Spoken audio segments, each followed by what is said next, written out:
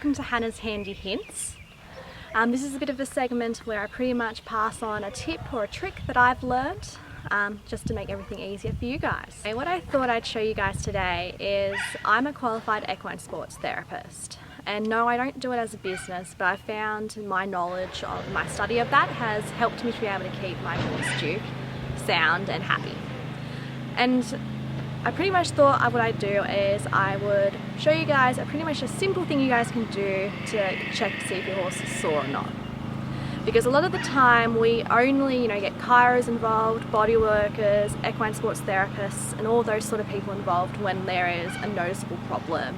For example, your horse is lame or your horse becomes cranky when you want to tack them up, anything like that. But if we can figure out, to notice when our horse needs a treatment or needs to be seen by someone qualified before that actually happens, it just means that we're going to be able to treat that problem a lot quicker, and that means you won't be missing out. Your horse won't miss out on being worked in that training. Anyway, so I think the first thing I want to show you guys is checking for trigger points. So trigger points are like severe points of tension. And they're pretty much chronic because a lot of the time trigger points are points that have been there for quite some time. Well, the main ones I'm going to show you pretty much go from the whole top, from where the horse's pole is, goes all the way straight down to pretty much down the hamstrings, and that's what you can check for.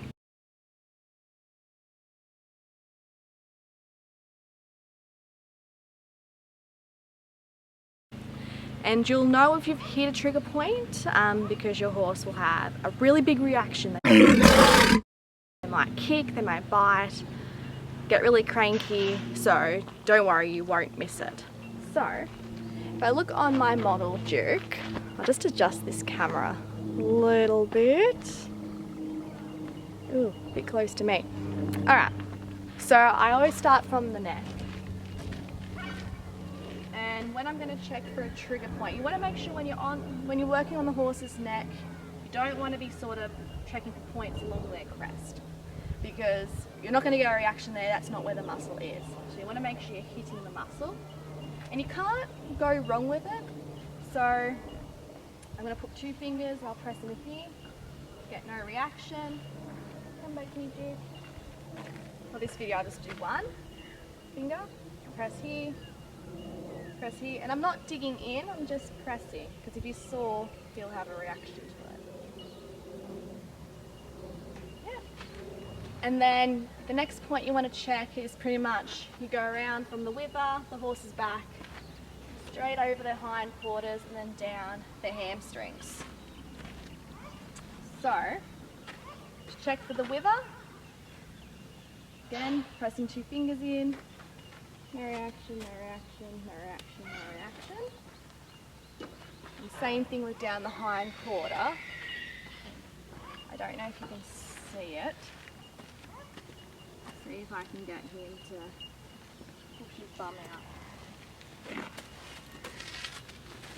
Yeah. So if I'm checking for trigger points down the hind quarter, I'm going to just press in, press in, press in, and then down the hamstrings again, same thing. You can run your fingers down them. So, what you could see, zoom out the other way. So, Duke doesn't really have any trigger points, no reaction, which is really good. So, if your horse doesn't have any reaction to the trigger points, it's a good start. The next thing you can do to check if your horse needs a treatment or not is pretty much feeling their muscles. So when you run your hand down your horse's muscles, starting from the neck, from where the pole is, down to their hindquarters, the muscles you shouldn't feel any muscles that feel hotter than the other. Of course, if you've just worked your horse, they're going to be hot. So I've just worked Duke, so I know his muscles are going to be still warm. But you shouldn't have one muscle that feels like super steaming hot compared to another, because what that may indicate otherwise is that the horse has some sort of inflammation. So it may have done some sort of damage to the muscle. So pay attention to that. The other thing you want to check for is when you press the muscles, you don't want to feel like any lumps or bumps. Lumps or bumps in the muscle pretty much just indicate that the horse either has like a trigger point or they have just severe lines of tension. You don't want to feel that. If you do, that's another reason why you should get someone qualified out to check your horse over and treat that, because that can become, you know, trigger points which become like a chronic issue, etc, etc. And then the next thing is your muscles. The muscles should never feel rock hard.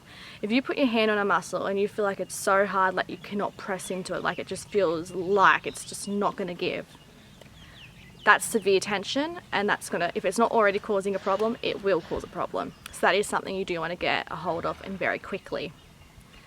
You should probably, like, it should just sort of feel sort of not like jelly, but if you press your hand into it, your hand, you know, it should give a little bit. It should just feel sort of soft. It shouldn't feel rock hard with no give. So yeah, so checking for those trigger points, ensuring that, you know, the muscle, you know, all the muscles don't feel hotter than the rest. Also checking that you don't have any lumps or bumps in the muscles, and also just making sure that it's not, none of the muscles feel rock hard compared to other muscles. If you do those checks, although those aren't, you know, what a qualified equine sports therapist would just check for you yourself, if you can do those checks, get to know your horse and be able to pick up on those points early, and then getting someone professional who's professional in to treat them as soon as they arise, it's going to save you money. It's going to save you, you know, your horse time off from the time they're going to need to recuperate. And definitely it's not going to be a chronic issue, so you're not going to have to, you know, have the, you know, person back, the professional back time and time again just to treat the one issue because it keeps reoccurring. Anyway, trust that helps, and that's it for another episode of Hannah's Handy Hints. I'll see you guys later. Bye.